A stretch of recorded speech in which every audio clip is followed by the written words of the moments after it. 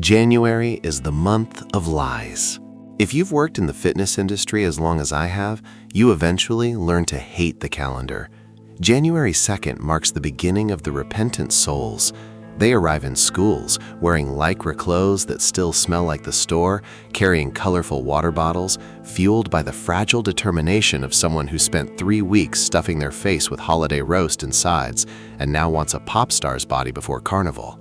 We call this Project Summer. I call it Project Desperation. My name is Danilo. I'm a personal trainer and floor instructor at Iron Fit 24 Hours, one of those low-cost gym chains that have spread through São Paulo like a fungal plague. Black walls, neon yellow lights, electronic music played too loud, and membership fees that are way too cheap. I work the shift nobody wants, midnight to 6 in the morning. It's a lonely shift. The crowd at that hour is usually made up of insomniacs, ER doctors, cops, and a few antisocial meatheads who hate sharing equipment. The sound of weight plates clanking echoes in the empty warehouse like gunshots. The smell is a mix of rubber, citrus disinfectant, and cold sweat. But this specific January, something was different. It started with Mariana. Mariana had been a regular student on my shift for about 6 months. A nurse, 30-something, slightly overweight. She was always nice, the type who brings coffee for the instructor and chats about TV shows between sets on the leg press. Her goal was to lose 5 kilograms, about 11 pounds, a healthy, realistic goal. When I came back from my New Year's break on January 3rd, Mariana was there. It was 3:15 a.m. I was at the front desk, fighting off sleep, when she walked in. I almost didn't recognize her. In less than 2 weeks, Mariana looked like she had lost 10 or 15 kilos, 20 to 30 pounds. Her workout clothes, once tight, now hung off her body like empty sacks. Her face was gaunt, her cheekbones protruding like blades beneath pale skin. There were deep purple circles around eyes that looked glazed over, focused on nothing. "Mariana?" I called out, stepping out from behind the counter. "Wow, long time no see. You look different." She didn't smile. The old Mariana would have made a joke about cutting carbs, but this Mariana just turned her head slowly in my direction, like a robot with rusted gears. "Need to train," she whispered. Her voice was hoarse, dry. "Sure, but are you okay? You're pale." "Spinning room," she said, ignoring my question. "Clever said the spinning room is closed for maintenance." Kleber was the unit manager. A guy who looked like he was assembled from Lego pieces made of meat and steroids. Teeth too white, a fake orange tan, and an aggressive corporate energy that made me nauseous. He was never at the gym at dawn. His shift was strictly 9 to 5. "Is Kleber here?" I asked, confused. Mariana didn't answer. She marched toward the back of the gym where the bike room was located. It was a closed room with soundproofing and glass windows, which I noticed now had been covered with brown butcher paper from the inside. "Maintenance," read a crooked sign on the door. Mariana typed a code into the keypad on the door. The light turned green. She went in. A blast of hot air escaped the room before the door closed, hot and humid, and with a strange smell. It didn't smell like sweat. I went back to the counter, uneasy. Over the next few nights, the pattern repeated, and it got worse. It wasn't just Mariana. I started noticing a group. There were about 10 of them, men and women, varying ages, but they all shared the same cadaverous aesthetic. Gray skin, sudden and excessive thinness, trembling hands, and that dead fish stare. They always arrived between 3 and 3:30 a.m. They didn't speak to me. They didn't use their fingerprint at the turnstile, which was against the rules, but the system seemed to release them automatically.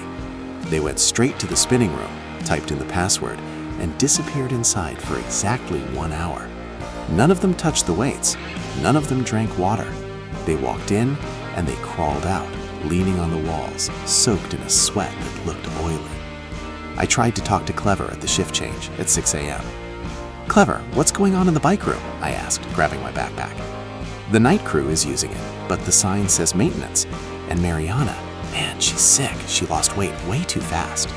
Clever was drinking his whey protein, scrolling on his phone. He didn't even look up. It's a high-performance group, Danilo. New franchise protocol. Metabolic hit.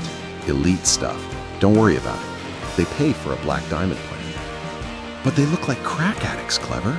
Seriously, their skin is melting off. And what is that smell? Clever finally looked at me. The white smile vanished. His eyes went cold. Are you a doctor, Danilo? No, I'm a physical trainer. Then train physiques and leave the management to me. If they get sick, they signed a liability waiver. Your job is to watch the weight room and make sure no one steals the dumbbells. The bike room is rented for a private project. Don't meddle, stay in your lane. He patted my shoulder, a pat that was a little too hard. The job market is tough, Danilo. Don't lose your job over curiosity. I went home, but I couldn't sleep. The image of Mariana haunted me. I knew what drugs did. I've seen people abuse diuretics, T3, clenbuterol, but this was different. They weren't just drying out fat. They looked like they were being consumed from the inside out.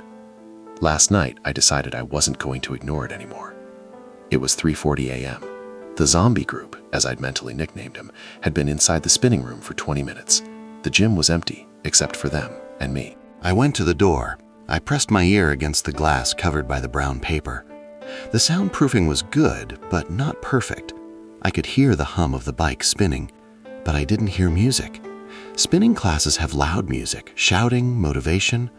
In there, the only human sound was moaning, muffled screams of pain, crying, and someone vomiting. I tried the handle, locked. I looked at the keypad, 4 digits. I remembered the gym's anniversary, nothing. I tried today's date, nothing. Then I remembered Kleber's ego. He had a tattoo on his arm, 1985, the year he was born. I typed 1985. The light turned green. I took a deep breath, pulled my shirt up to cover my nose, and opened the door. The heat hit me like a physical punch. The temperature inside must have been bordering on 50 degrees Celsius, 122 degrees Fahrenheit. The air was thick, unbreathable, saturated with humidity and that chemical smell of rotten vinegar mixed with boiled meat. The room was dim, lit only by red emergency lights along the baseboards. There were 12 bikes, all occupied, but they weren't just pedaling. Mariana was on the front bike, strapped to the machine. There were Velcro straps binding her wrists to the handlebars and her feet to the pedals. She was pedaling at a frantic, inhuman pace. Her legs were spinning so fast they were a blur, but she wasn't doing it voluntarily. Her bike and the others were connected to an external motor. The motor was forcing the pedals to turn. If she stopped applying force, her legs would be snapped by the mechanical movement. She had to keep up with the machine's rhythm to avoid having her bones ground to dust. But the worst part wasn't the forced movement. The worst part was the masks. Every student was wearing a transparent oxygen mask, connected by tubes that went up to the ceiling, feeding into the AC vents. Inside the masks, a yellowish gas was being pumped in. Mariana looked at me when I entered. Her eyes were red with burst blood vessels. Her skin glistened with sweat, but also with blisters. Small burn blisters covered her arms. She tried to scream, but the mask muffled the sound. She was cooking, literally. "My God!" I shouted, running to her bike. I tried to undo the Velcro. They were locked with industrial zip ties. I looked at the bike's panel. There was no stop button.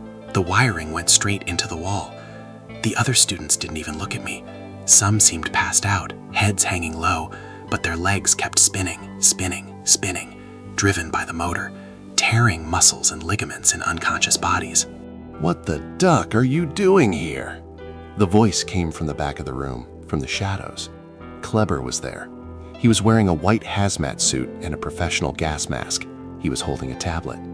"Turn this off," I screamed, coughing from the heat and the chemical smell. "You're killing them! Mariana is burning up with fever!" Kleber walked calmly toward me. He looked huge in that suit. "They're not dying, Danilo. They're metabolizing. Do you know what DNP is? 2,4-dinitrophenol?" He pointed to the tubes in the ceiling. "It's an industrial compound, used to make explosives in World War I. The workers who handled it lost weight until they vanished. It uncouples oxidative phosphorylation. Basically, it makes the cell stop storing energy and turn everything into heat. Fat turns into fire." This is poison. I tried to lunge at him, but the heat was making me dizzy. My legs felt like lead. It's efficiency, Kleber shouted, his voice muffled by the mask. They signed the contract, Danilo. They wanted to lose 10 kilos in a week. They begged for this. I'm just giving them what they asked for. The gas raises their basal body temperature to 40 degrees. They burn 5,000 calories an hour sitting there. Yes, it's uncomfortable. Yes, it cooks the internal organs a little bit. But look at her. He pointed to a woman in the second row. She was skeletal. She walked in here wearing a size 14 on Monday. Today is Friday, and she's a size 4. Her project summer is done. Who cares if she needs dialysis for the rest of her life? She'll look skinny in a bikini. You're sick! I tried to punch him. It was a mistake. I had been breathing that toxic air for 2 minutes. My strength was gone. My punch was slow, pathetic. Kleber just grabbed my arm and shoved me. I fell onto the rubber floor. The floor was hot. It burned my hand. I saw Mariana looking at me. A tear of blood ran down under her mask. She mouthed something. I read her lips. Kill me. I stood up, stumbling, and ran for the door. I needed to call the police. I needed to get out of that oven. I grabbed the handle. Locked. The session isn't over, Danilo, Kleber said, typing something on the tablet. The locks are automatic. They only open when the thermal cycle ends. 30 minutes left. I heard a mechanical click come from the ceiling. The hissing of the gas got louder. And since you're here, and you've seen the franchise's trade secret, I think you need a workout too. You've been looking a little bloated, Danilo. Too much beer over the holidays? I felt my throat close up. The air was turning yellow. Kleber walked toward me. He wasn't going to put me on a bike. He didn't need to. Just being in that room was enough. DNP in gaseous form is absorbed through the skin and mucous membranes, Kleber explained, as if giving a biomechanics lecture.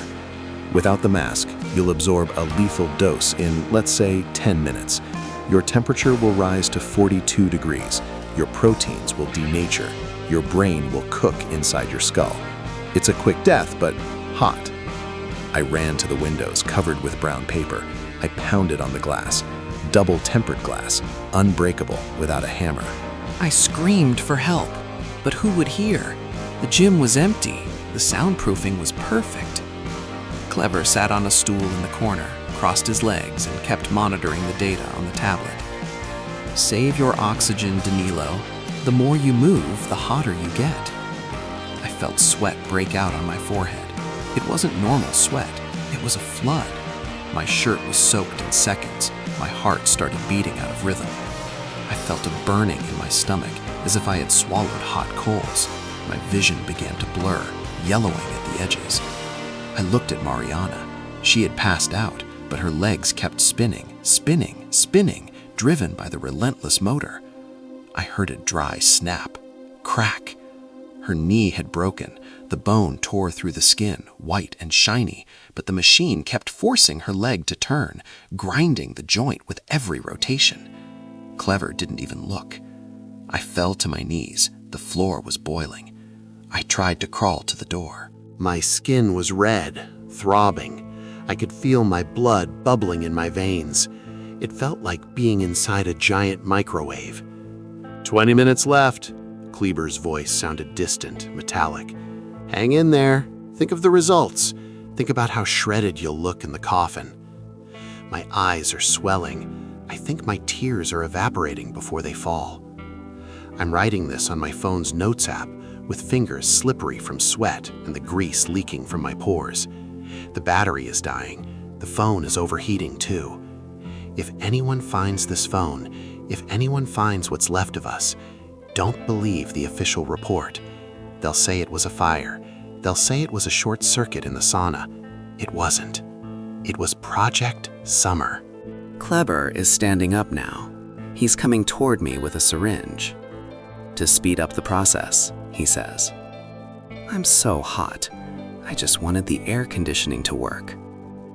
Mariana stopped moving. The machine keeps spinning her legs, but her head has fallen back. Her mask is full of black vomit. Kleber is smiling. It's January. It's the month of Project Summer. It's the month of lies.